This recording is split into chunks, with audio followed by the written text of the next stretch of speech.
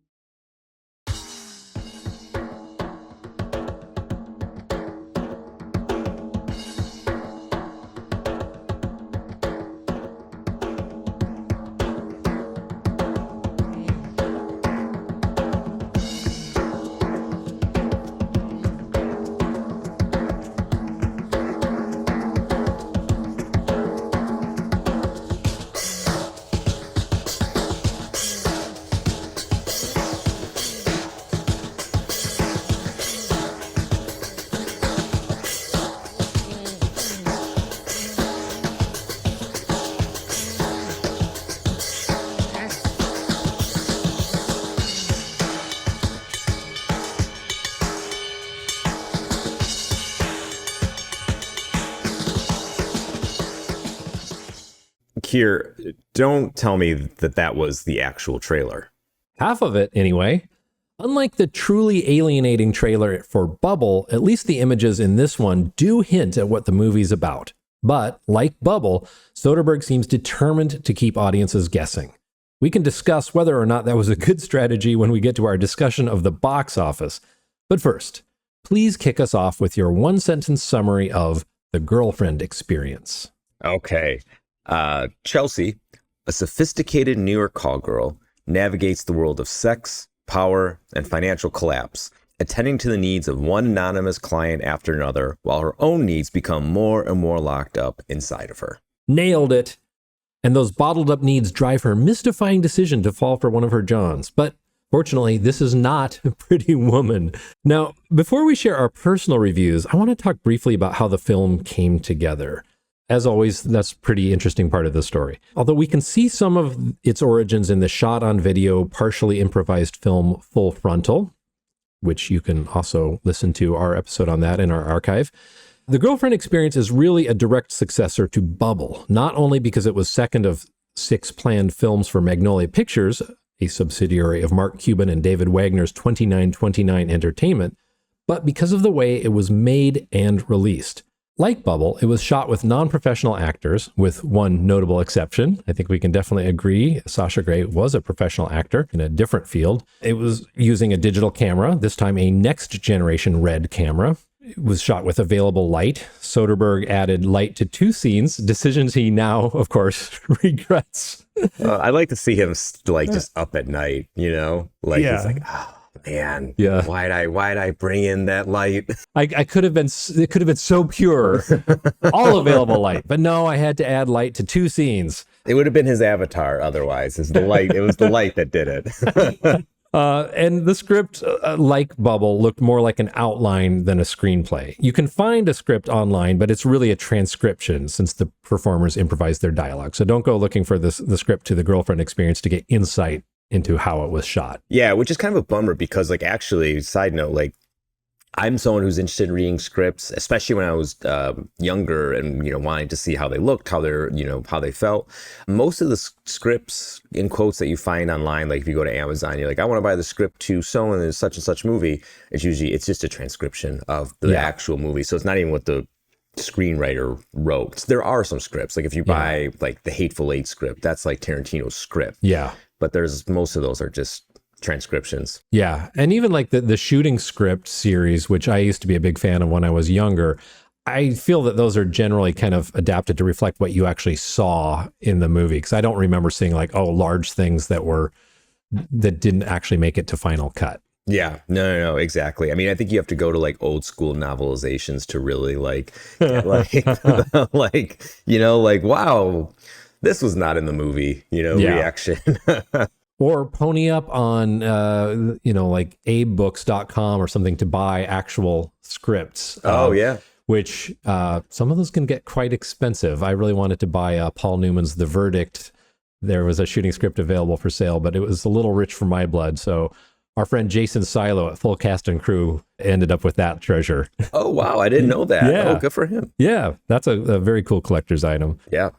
So in the spring of 2006, Soderbergh was in a bar with Brian Koppelman and David Levine, writers of Ocean's 13, when he noticed a striking woman who didn't seem like she fit in with the crowd.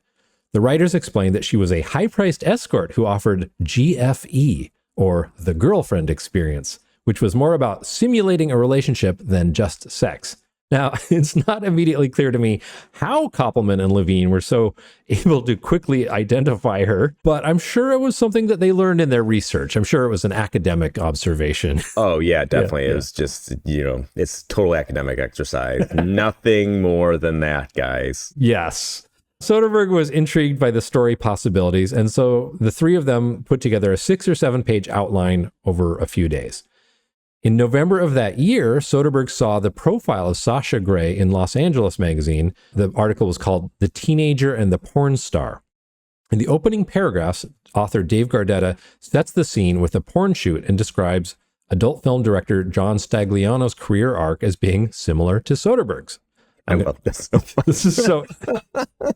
I love that his also name is like Stagliano. He feels like... Oh my God, yeah. That is definitely the fakest Italian name. Starts with stag, and then it just throws some vowels at the end. They're like, "Hey, Stagliano." It's so great. It's really, I like this guy already. It's the perfect nom de porn. Yeah. So I'm going to read a quick paragraph from the article because you will enjoy this.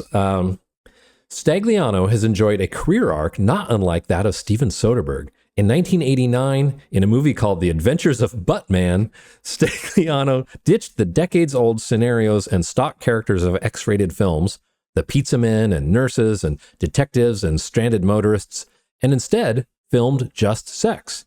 As in Soderbergh's Sex, Lies, and Videotape, released the same year, Stagliano's actors talked to the video camera about sex and then had it. But Stagliano has since returned to making bigger budget, story-driven films. His Fashionistas, shot partly in Las Vegas, is the adult film industry's equivalent of an Ocean's 11. End quote.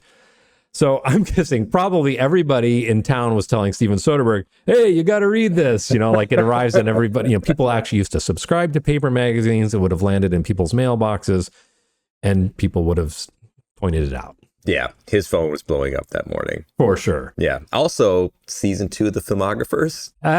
John Stagliano. That might be a long, with the frequency with which porn directors make films, that might be a long season. That might end us. A couple hundred episodes. So Soderbergh did read the article and was, I'm assuming, interested in the article's portrayal of the then 18-year-old Grey's frankness about her profession, but also had to have caught his eye that she originally wanted her nom de porn to be Anna Karina, which is the name of Godard's muse and ex-wife, and that she declared an interest in directors such as Antonioni, Herzog, and von Trier.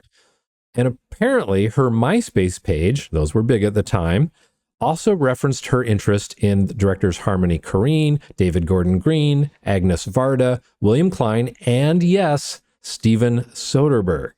So for the girlfriend experience, Soderbergh wanted a lead who was comfortable in overtly sexual situations. And although he didn't plan to make an explicit movie, but this is a movie about a prostitute. And Soderbergh is, I think, generally considered pretty sensitive to those situations with his female actors. Mm-hmm. So this must have felt like a match made in heaven. He contacted her. They chatted about Godard. He referenced Godard's Vivre sa vie as a touch point for what he was planning to do. And she apparently got it. She also got the part as Christine, aka Chelsea, even though filming wouldn't begin until 2 years later. I mean, what a story. That is amazing. Yeah. That is really cool. Like, and we'll talk about, how much we admire Sasha Grey's work here, but like, I guess it was known at the time. There was the whole article about her, but like, it's just cool to see somebody who you probably, I'll be frank, you would assume not to have this kind of depth and knowledge. I mean, not just because of her profession, but she was like an 18-year-old, 18-year-old. She's 18 yeah. She's a kid, basically, like to have this kind of knowledge and interest. Like, it's really cool. Like, I find this really interesting, and I'm just so impressed. And like, I wish, knowing this now and seeing the movie, I wish they had somehow did more together. Yeah. Yeah. And listeners who are interested in reading that Los Angeles Magazine article, it's still online. You can just Google it, The Teenager and the Porn Star. Very interesting. I will say I find the writer's style, I think he overwrites it a little bit, but it's an interesting portrait of the porn industry at that time and of a very interesting young woman who entered that industry really on her own terms. I think a lot of people do get into that industry under pretty sad circumstances. She seemed very clear-eyed about what she wanted out of it. Yeah, I mean, I know enough to know that she was not only just a big star, but like, I guess you could say like an entrepreneur. Like, I'm just, this is stuff I've heard tangentially, and I don't mean that joking. Like, what is that?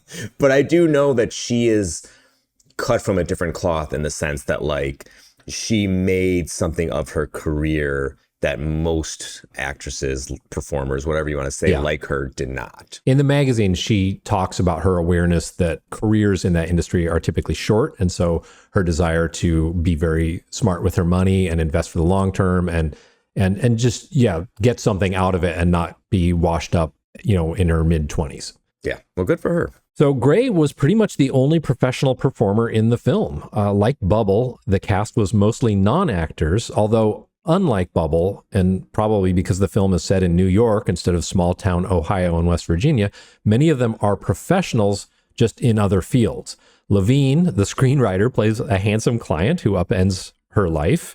Michael Sugar, who produced Soderbergh's Cinemax series The Knick, plays, I can't remember exactly who he was, but like some kind of hustler. There's a lot of like men who are talking to Christine and kind of trying to talk her into what's good for her career. And I think he's one of those dudes. Right. Film critic Glenn Kenny plays a very sleazy online reviewer, kind of a bravura performance for a film critic, I would say. Yeah. A gutsy one for sure to like cross that line. Oh my gosh. Yeah. He puts himself out there and makes himself vulnerable, I guess, to other film reviewers. I definitely despised his character in the film, so I think he did a great job. Yeah, I don't know if you follow him, for people who know, like on social media, he's not quite that person in the movie, but he's an antagonistic guy. Yeah. For sure. So I can see him very much embracing this role. Soderbergh says in the director's commentary that Kenny's character at one point in the film writes a negative review of Christine's services as an escort. And apparently Soderbergh says that Kenny wrote it in like 90 seconds and it's just savage and horrible. He has that in his arsenal. His review is his average tweet. I don't follow him, but good to know. Good to know. I like him. I like his work, but yeah, he could be savage and he can be cagey. Okay. But so when Christine talks to like a finance guy or a web developer in the film, those guys are played by real finance guys or real web developers, which adds some interesting verisimilitude. Like Bubble, Soderbergh shot the scenes in linear order, which he wouldn't normally do because he's normally working with professional actors, but he adapts his style when he's working with non-professionals. It's easier for them to follow the story. And I mean, remember, they're improvising many of their lines. So for them to kind of keep the logic of the story straight, it just helps them when he shoots in linear order. However, unlike Bubble, he went full Soderbergh in the editing room and gave it a non-linear cut. He limeed it. Yes, he absolutely limeed the hell out of it. Like Bubble, actors were given information to convey or notes to hit, and then they improvised their lines. If a scene felt flat, he sometimes kept the audio rolling and then pretended he wasn't shooting just to see if the actors would do something interesting that he could use. By his own estimate, however, 80 to 85% of the shots were captured on the first take. And this was a 16-day shoot, so very fast, even for Soderbergh. That is quick. That is very, very quick. I mean, we did the movie, shameless plug, Holiday Holdup, that I co-directed and wrote, if I'm remembering correctly, 14 or 15. And so having experienced that, it's fast and furious. But interesting side note about the intercut scenes of Christine's boyfriend, Chris, when he flies to Vegas with the 3 finance bros. And I can't believe this. I can't believe this is real. But they're really in a plane, a private plane in the air, and Soderbergh wasn't even there. Like, he's not even on board. He just gave them the camera and told them to improvise, pass the camera around, because it does go to different places for, whatever, the 3 to 4 hours they were in the air. And later he just picked the stuff he wanted to use, cut it, made it work. And that's what's in the movie. I still have a hard time believing it myself. He said it was either in the director's commentary or an interview I read. He said that that's how he did it. And I mean, I guess it kind of makes sense. Like, it's not a big plane. Maybe there wasn't room for anybody else, or maybe he was just in such a different place in, that's one of the most interesting themes of the season to me, is just how he approaches everything differently. And so maybe he just thought that that's what it needed. He clearly was very interested in what he could do by assembling what he was given by the actors. And that's the ultimate example of that. Yeah. It may want him to be more natural without him there, without the presence of the professional. Or maybe he just saw 4, finance bros getting on a plane. He's like, you know what, guys, here's the camera. Just mail me back what you do. Yeah. Fascinating. It's actually one of my less favorite parts of the movie. Me too. But interesting nonetheless. Yeah. So finally, kind of the last thing I want to say about the making of the film is that although much of the discussion in the movie is the financial crash and the government bailout and the 2008 presidential election, those things weren't in the original outline, which, as I said, had been sitting around for a couple of years before they filmed it. So that was just what was going on while they were making the movie. And that's what the actors incorporated into their improvisations. So viewers who are looking for connections between prostitution and politics and economics, they may be there, but that wasn't what was on Soderbergh's agenda. What I like about working in this way is that it's totally, for me as a director, it's like sports. It's really like playing a sport. It's all instinct. There's really no time to analyze in a way that I think can kill something. You've got to sort of respond to what's happening in front of you, or use what's happening in front of you. You can't, like I said, you can't. If you're going to make a movie like this on this kind of schedule with this sort of controlled improvisation, you can't. If you hold it too tightly, you're going to kill it. And it's a constant process of like training yourself to relax. Oh, definitely. You have to. It's like you've jumped out of a plane, and when you've resigned yourself to the fact that you're going to hit the ground and you're okay with it, then the parachute opens. It's this weird sort of Jedi mind trick that you have to play on yourself. Right. It's really satisfying when you let it happen. So, Mike, what did you think of the film? I liked it well enough. The movie itself it felt to me like a weird, like this hybrid of Sex Lies videotape and Bubble, two films that I'll say I enjoyed probably, I can say, safe to say, a lot more than Girlfriend Experience, especially in the case with Bubble. And shameless plug, speaking of Bubble, if you want to hear both of our glowing praise of Bubble, as well as a lot of the really cool behind the scenes stuff that went into that movie, we do have the episode. It's in our archives. We both, I don't want to make this become the Bubble to hijack this episode, but we both love Bubble. It is a really cool story behind it. That episode is worth checking out, and the movie is worth watching. I'm becoming like how Ebert is for Gates of Heaven. I feel like that's how I want to be for Bubble. It's just it's so great. Yeah, well said. Can't say enough about Bubble. Listen to our episode on Bubble.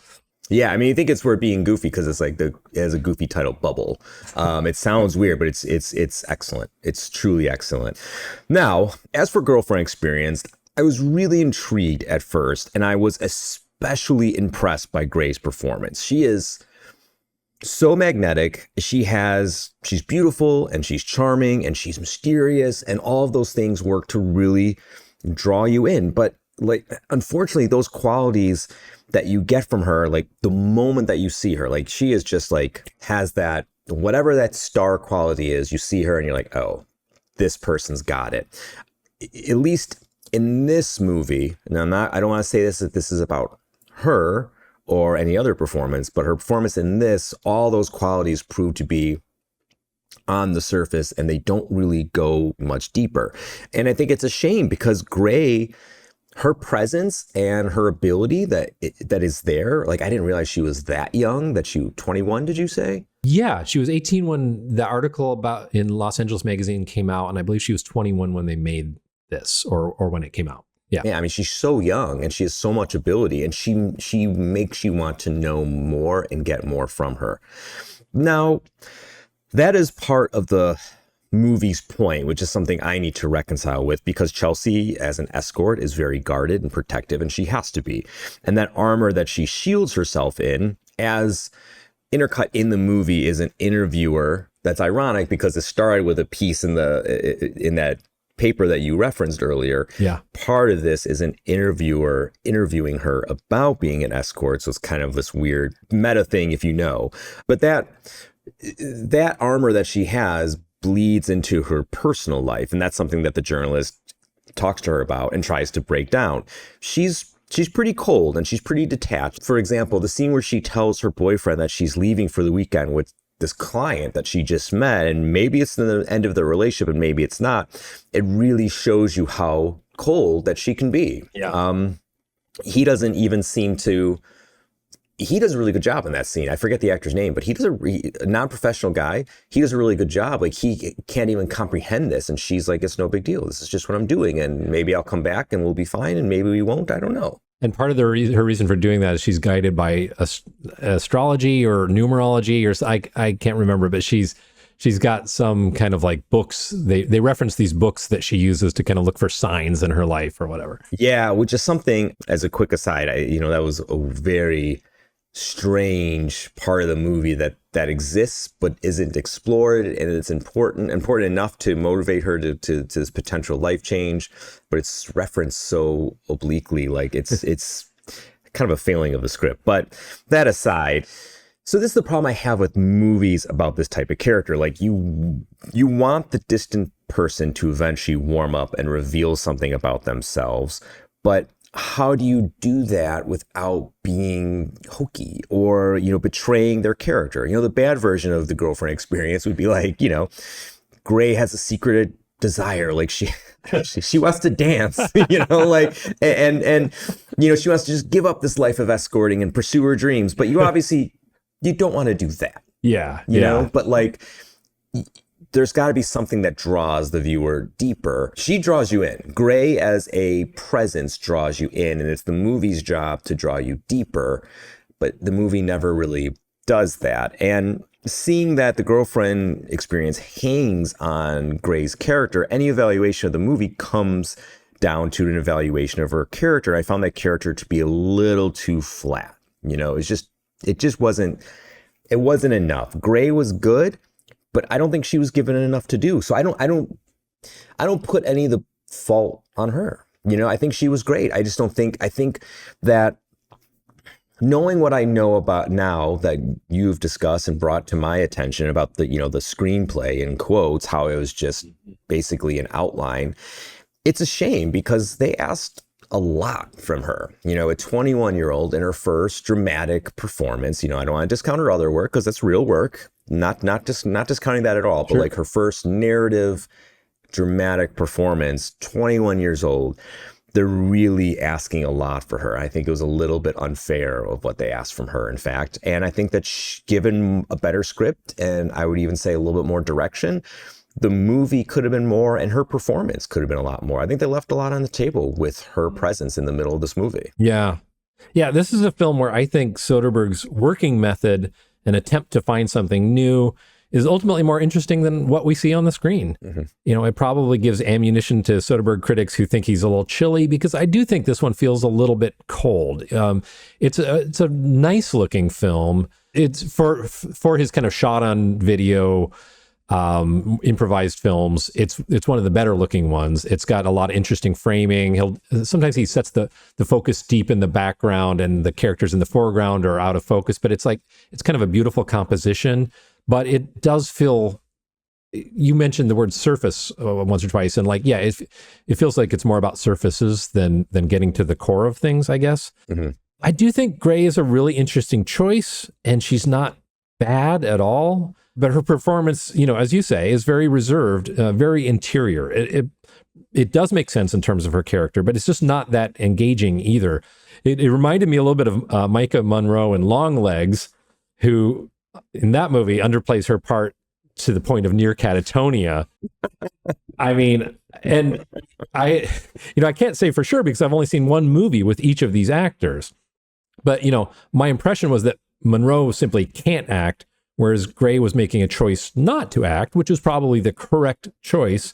Soderbergh himself has said that he tries to avoid casting people without significant theatrical experience who are going to come in and try to act up a storm, because that never goes well, right? That's when you end up with The Room.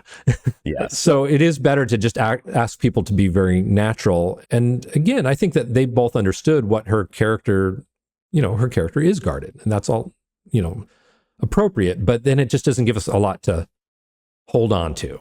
I did really like the way Soderbergh avoids falling into the usual cliches about prostitute characters. As you said, it's like she doesn't have this secret dream to dance. It's not Pretty Woman where, there are movies, I can't name them, but I know I've seen a movie or two or three about a prostitute who just is doing it because she needs the money to go to college or for some kind of nobler purpose or whatever. So I'm glad that he doesn't fall into any of those cliches. She's not someone who needs to be condemned or saved or was driven into the life because she was abused as a child. And I think that was a choice that they made together, because in the article, Grey is very clear about saying that, she doesn't want her choice to become a porn actor to be viewed through that lens. Mm-hmm. Although there are very much people who have entered that lifestyle for those reasons. She was not one of them, or did not want to be seen that way.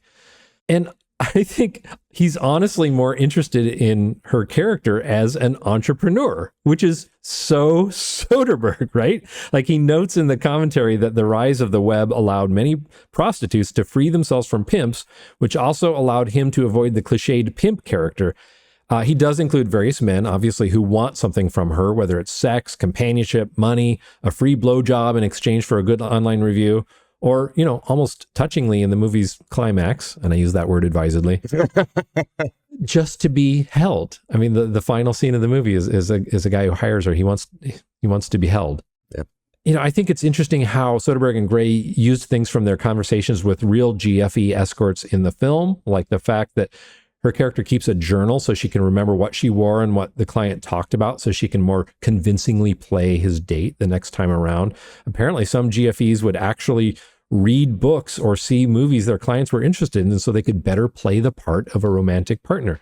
So that's all very interesting stuff. But having said all that, I just wasn't as interested in the topic, the characters, or the milieu as I was with Bubble or even Full Frontal, which is a film that, I'm in the minority. I kind of like that movie. And yet again, another one of those titles that makes you think everyone's going to take their clothes off.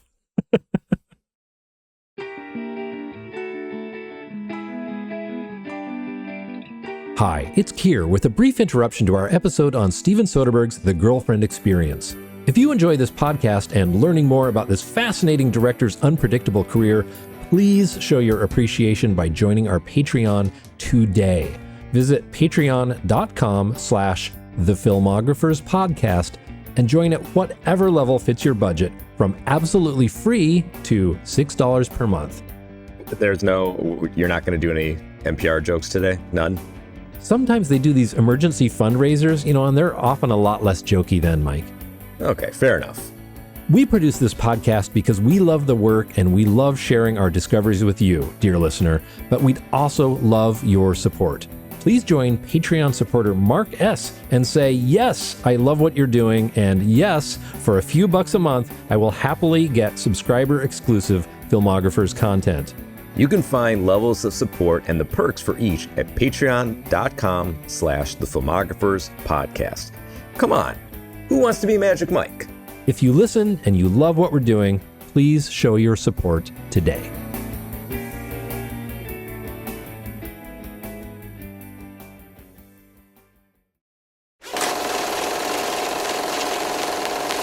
Subjective directing is when you're creating images in which you are obviously aware of the outcome already. You're designing shots in which the director knows what the scene is before you've seen the scene. Objective directing is a style of directing in which it would seem as though you're shooting in such a way to indicate you don't know what's going to happen. As I said earlier, I think what drives Soderbergh to make this film is more interesting than the film itself, which is not great for audiences, but it is great for the Filmographers podcast. In the commentary for Ocean's 13, Soderbergh talks to Levine and Koppelman about what he calls subjective directing versus objective directing. And unfortunately, his explanation gets a little derailed by their questions and the ensuing conversation, but it's clearly something he's thinking about at this period of his career. Talking to Grey on the commentary track, he says making The Girlfriend Experience was a real lesson in relinquishing control, which maybe is why he gave the camera to the finance bros on the plane. Truly relinquishing control. And also talks about trying to make a movie out of what the actors offer. This is clearly objective directing, according to his definition. But not only is he not cutting the film to make it seem as though he doesn't know what will happen, in many cases, he really didn't know what would happen because they were making it up. Yeah, and in addition to that, Soderbergh being Soderbergh, he was even in talks with Magnolia about making an entirely different movie from the same footage, which he sort of did. There is an alternate cut on the DVD that, while arguably the same movie, is also a different movie. Yeah, I watched as much of that as I could, but unfortunately, my DVD kept glitching. This is the problem. I wonder if it's really, do DVDs just not play on, because we've had this twice now. Do DVDs just not play on higher end players? I mean, they're supposedly backward compatible, but maybe I need to get an older, just a DVD only player and try it again and see if it works better. Because it can't be that we both have the same problem with different discs. I mean, DVDs and CDs do degrade over time. I know that's a fact. Like the plastics are not forever.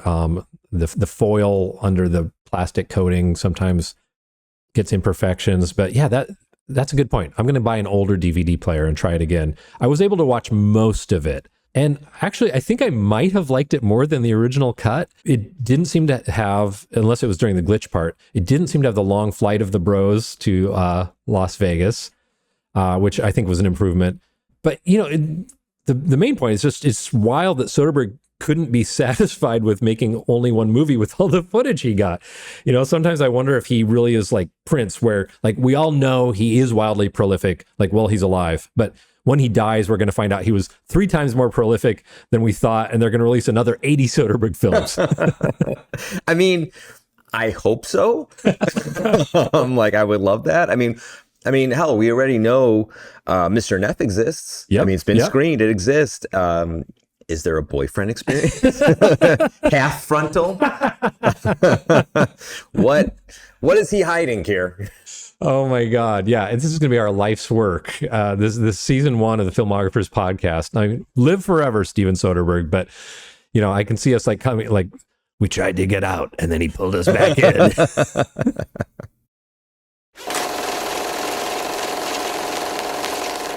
Fun thing about editing, especially when you have the opportunity to be this free, is that you can create meaning that just wasn't there.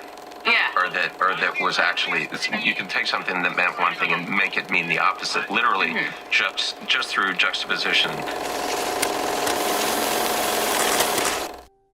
This is such a fascinating period in Soderbergh's career because he's even more creatively restless than usual. He talks about his desire to reinvent himself every 7 or 8 years with personal changes.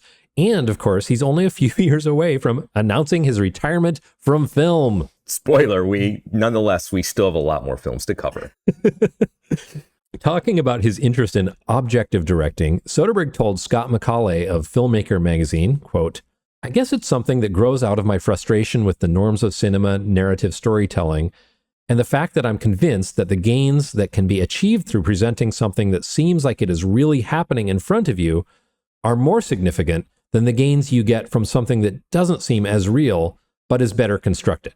That may just be a reflection of my personal taste, but I'm pushing harder and harder to try and get some of these projects into this area where they are almost like designed documentaries." End quote. Yeah, I want to plumb this more, and we will, because this is a track he's going to follow for a while. But in the meantime, for now, one question I have is this. Would Soderbergh feel this desire if he just took the occasional break? Yeah. Take some time off. I mean, I love his work, and I love the risks.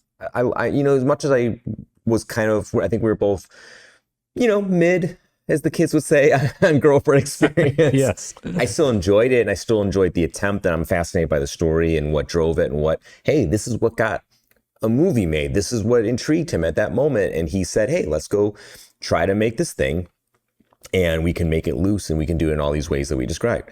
Fascinating. I love that. But there is something to be said, like, his work ethic is astonishing. And I'm not at all being critical of the ethic or the drive or Soderbergh, because like I said, I love it. But consider this as a thought experiment.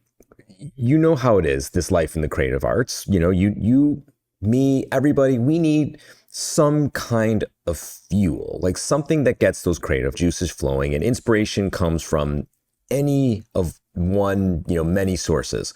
But sometimes it comes from just taking a break. Yeah. Yeah. Well, and it's like sometimes you need a break just to get more experiences. It's like there's a reason so many debut novelists follow it up with 2 or 3 really crummy books, because they packed all of their life experience and wisdom and everything into the first project. And I think Soderbergh's very, that's not a perfect analogy, because he's not drawing on his own life experiences in making his art. But I know we do kind of need new, fresh inputs. And I think he gets his inputs from the creative process itself. As we've said repeatedly, his favorite thing is to be on the set. And so it's like the creative process is his major source of creative inspiration. That's a great point. Yeah, you're right. That's exactly true. That is an excellent point. And I just, because like maybe not the most interesting part of this, but one of the most interesting parts of the Girlfriend Experience is the discussions of the financial collapse. And you start to like draw these connections between prostitution, or, escort, whatever you want to call it, and the financial industry. And there's some stuff there. Yeah. But like you said, there was no intentionality. I don't know if that's a word. There's no intent. Yeah. Yeah, that's better. There was no intent to have that. It just came up because that's what it was on everybody's mind at the time. And it works, but it's a hard thing to reconcile, because, hey, if you would have came up with this idea, could you have dug a little deeper and made it a little more salient and brought it into the movie a little stronger? But if you weren't shooting right then and there in the moment, would you have had it at all? I don't know. I don't know if anybody can answer that, Great questions. Yeah. For which I don't have answers. Neither do I. The end. Well, it's been a great podcast. Good night from Chicago. Oh, wait, no, we still have more to talk about. But we do. Yeah. Yeah. I mean, look, Look, I'll say this. I was and I said this before, surprised, shocked at how loose Soderbergh got with this movie, that like he let the finance guys take a camera, go on a flight to Vegas, bullshit, and call it footage. Yes. Like that's dicey, to say the least. Like, part of me likes the attempt. I get it. Like, I like, just use an outline instead of a script, give actors freedom, all that. Like, that's really cool. But at some point, is it too much? Are you asking too much of performers like Sasha Grey? Like, do you reinvent the wheel and just end up with a square? I mean, there is that risk too. Yeah. And I think that partly our response to it and other viewers' response to it, I think that is part of the problem with it. But nonetheless, that's one of the reasons I continue to be so fascinated with him as a director. And I hope we get a chance to ask him some of these probing questions, at a season-ending interview. We're definitely going to reach out. We'll see if he comes on the pod or not. Fair play if he doesn't. But the man's mind is a puzzle box that is fascinating to unpick. Yeah, always evolving, and I love that. Now, I'm going back to the quote from Filmmaker where he said, he's trying to do some projects that are almost like design documentaries. It's very interesting to note that he made an actual documentary just the following year. There are times when I wonder what's left to do, with this form. I mean, there's certainly nothing that I'm doing in GFE that wasn't done, 45 years ago by Alan Rene or any number of the French and British New Wave directors. This isn't new, and yet at the same time, I'm constantly trying to figure out if there is some grammar that hasn't been discovered that'll unlock some new possibilities. I haven't been able to figure it out. I mean, I'm always interested in trying to push it, but I feel like it's very similar to in the adult world at a certain point. I mean, do you feel like there's just a ceiling at a certain point that if the intent is X, that intent is satisfied, that philosophically people don't have a need to go beyond that, and they just feel like, well, it's doing this for me, and that's all I want it to do. I mean, because I feel like it's all entertainment of one sort or another, and I felt a lot lately like I'm just sort of hitting the ceiling of my own ability to imagine something else, and it's frustrating. Mike, what were Soderbergh's Rebels on the Backlot peers doing while he was making an improvised indie film with a porn star? They were busy. Tarantino at this time had a big hit with Inglourious Basterds, which is a movie that I truly, truly love. Spike Jonze came out with Where the Wild Things Are, a movie I truly don't love. Agreed on both points. Yeah, that's we don't have to get into my feelings about that too much.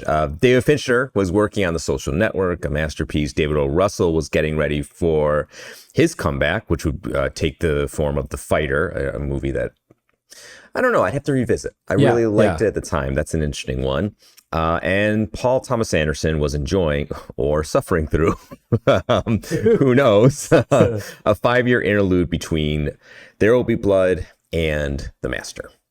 But 2009 was also notable for some under-the-radar indie fare, like Avatar, which we mentioned earlier, Harry Potter and the Half-Blood Prince, Ice Age, Dawn of the Dinosaurs, Transformers, Revenge of the Fallen, and 2012, and a little movie called The Hangover. Oh, man. Yeah, which didn't do that well that year, but I think had a lasting effect and kind of one of those renters, What, The Hangover? The Hangover, yeah. Yeah, did okay. Yeah, it did okay. That is all some tough competition for the girlfriend experience. Yeah, I mean, I'm really on both sides, from like the big budget studio fare to these indie guys who were, still working within the studio films, but still keeping their own voice going. It's a lot. It's such a different landscape at this time. Oh, isn't it? Yeah, it's so fascinating. It's absolutely fascinating because these kind of franchise films were dominating, but there's guys like Tarantino, Fincher, and Anderson were getting paid good money to make some still really cool films. Yeah, real budgets, real money. They did really well. Interesting time. So getting back to Girlfriend Experience, Keir, what did the critics make of it? Well, they mostly liked it. Our pal Roger Ebert gave it 4 stars. 4 stars. He ran with the finance angle, but had some interesting observations. Quote, set during the run-up to the stock market crash, it shows both sides more interested in investing than sex. Once she allows her mask to slip, a surprising moment when she reveals what she may feel. Grey perfectly conveys both her hope and her disappointment, keeping both within boundaries. You wonder how a person could look another in the eye and conceal everything about themselves. But the financial traders who are her clients do it every day.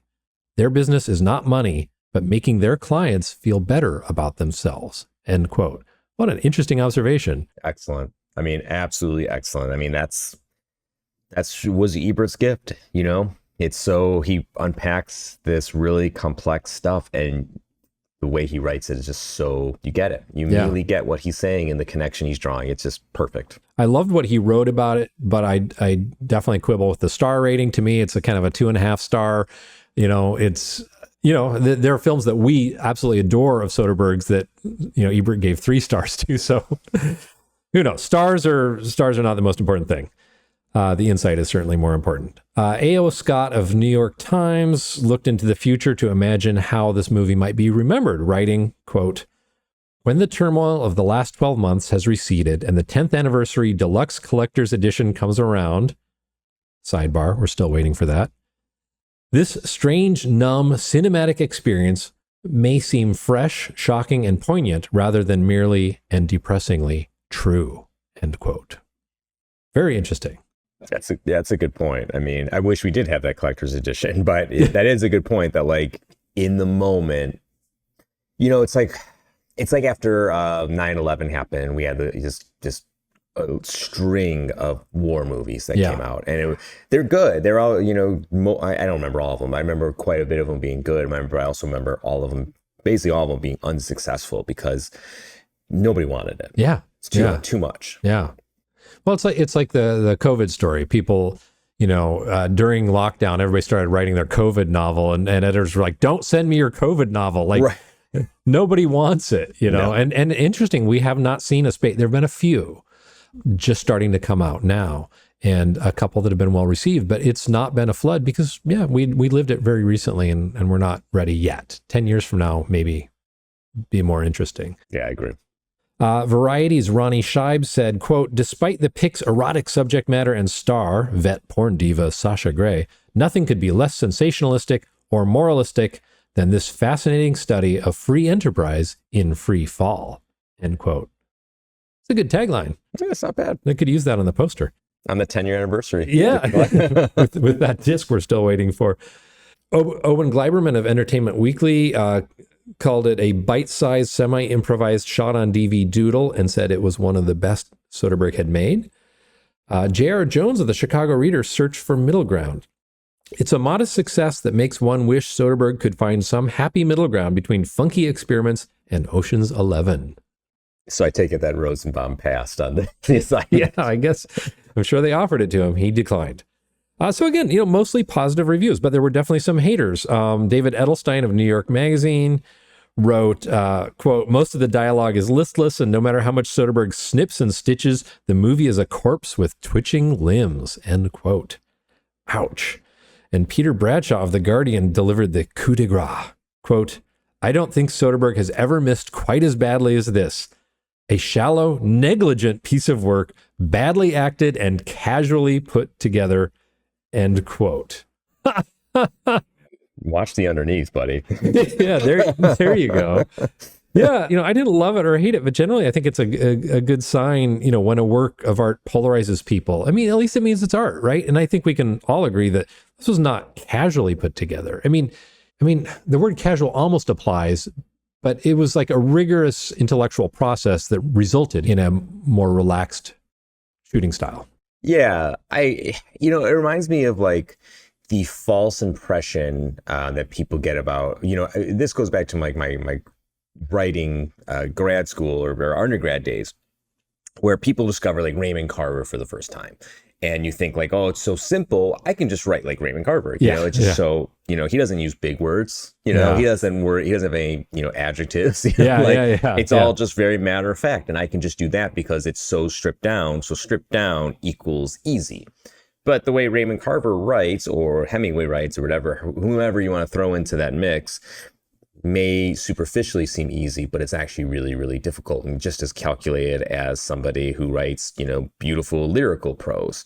And I think that's the misconception, that someone sees something like The Girlfriend Experience. It's like, oh, you just slap this thing, you got a camera and slap this thing together. And maybe there's some truth to that, but like, I don't know that anybody can just go grab a camera and a porn star and make a movie like Girlfriend Experience. I don't Absolutely. think that's... Most things that appear simple are much more difficult to execute. I mean, a lot of people didn't know about like Raymond Carver. That wasn't his style. That style was created by his editor, Gordon Lish. Yeah. His original writings were much more conventional narrative, and Lish was one of these guys who's like, well, I'm a collaborator in this too.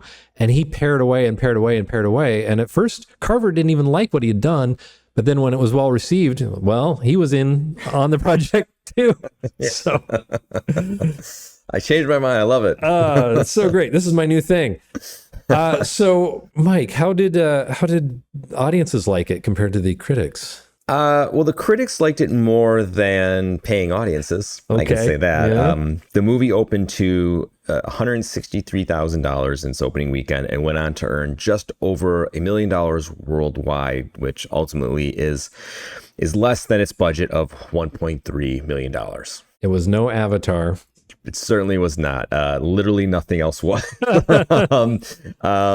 did better than Bubble.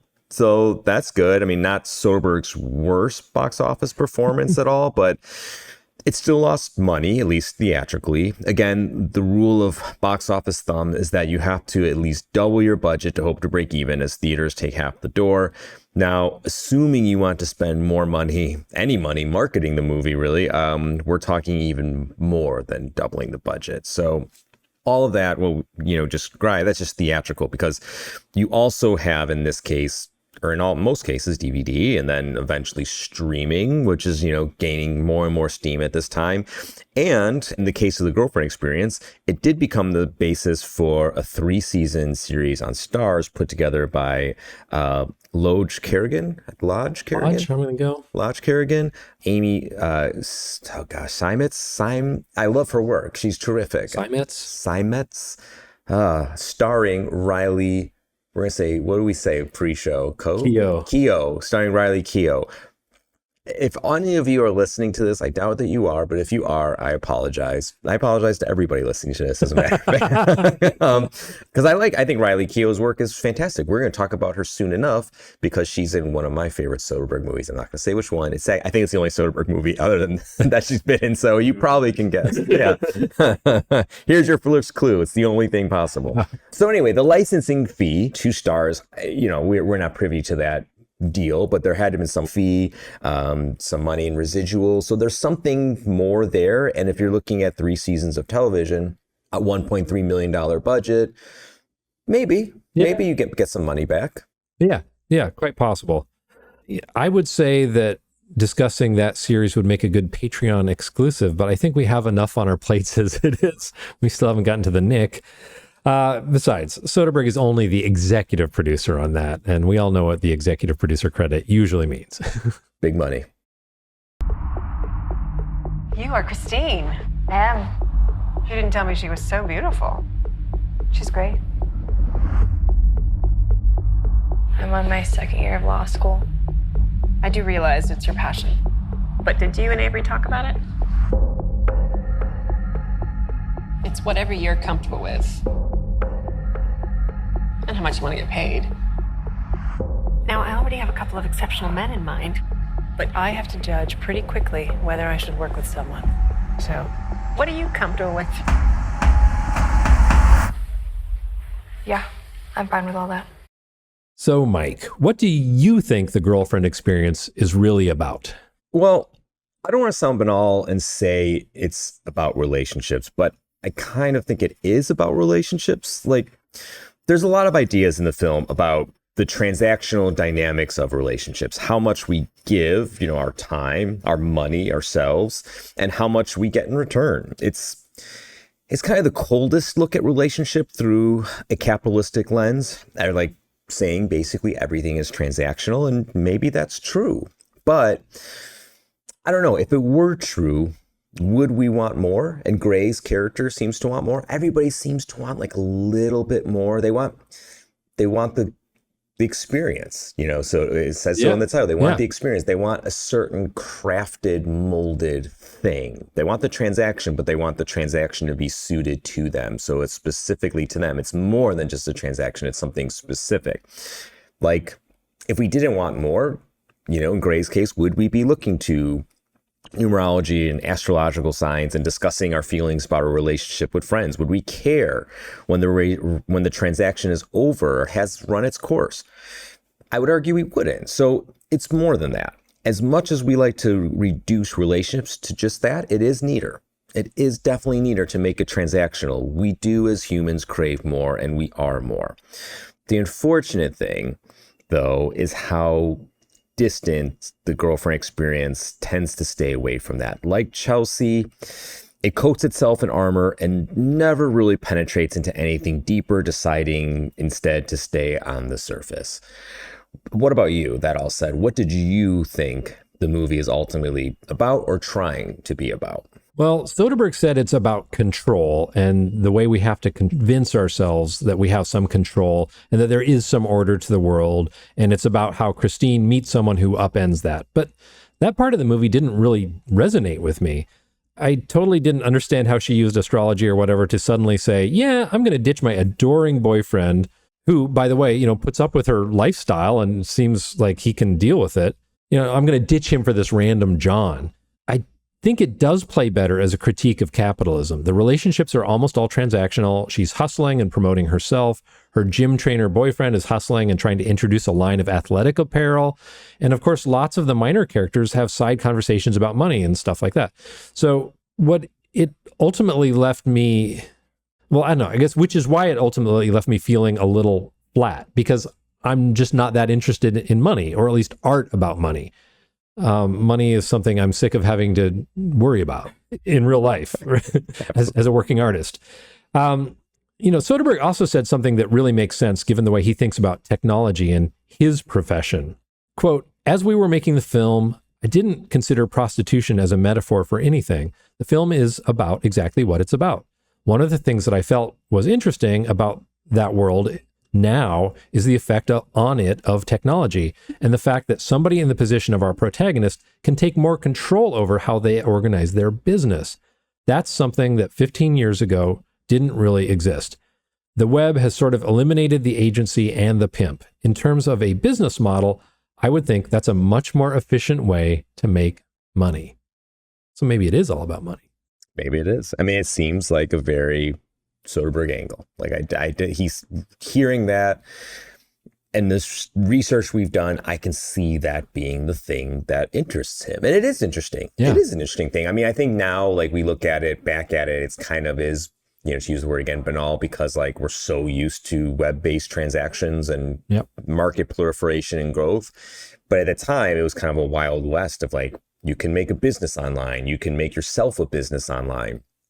And this is an interesting look at it. So that was interesting. And I think it's easy to not diminish that, but forget its impact. Yeah. So, I mean, I think that's kind of cool. I like that. Yeah.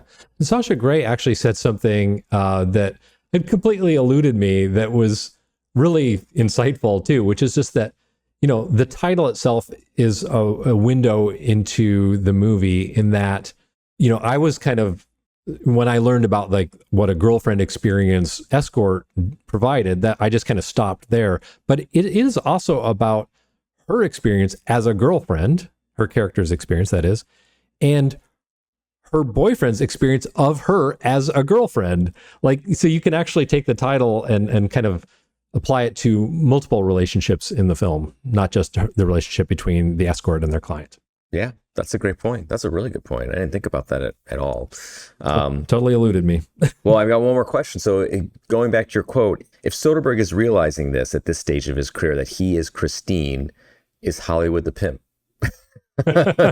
Mic drop. I don't think I'm the first person, or this show is the first person to draw that idea. Yes, that observation has been made before, but not without some relevance. Yeah.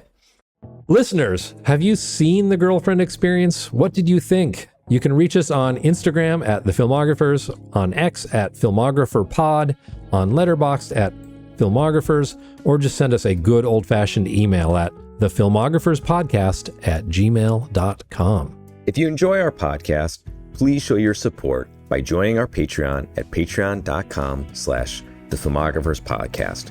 Every dollar makes it easier for us to produce this show and share our passion for movies with you. Thank you in advance. And thanks, as always, to Kevin Lau, our producer, Gompson, who composed and played our theme music, and Cosmo Graff, who designed our logo. Join us next time on the Filmographers Podcast when we'll discuss Soderbergh's next deep dive into the world of business, The Informant.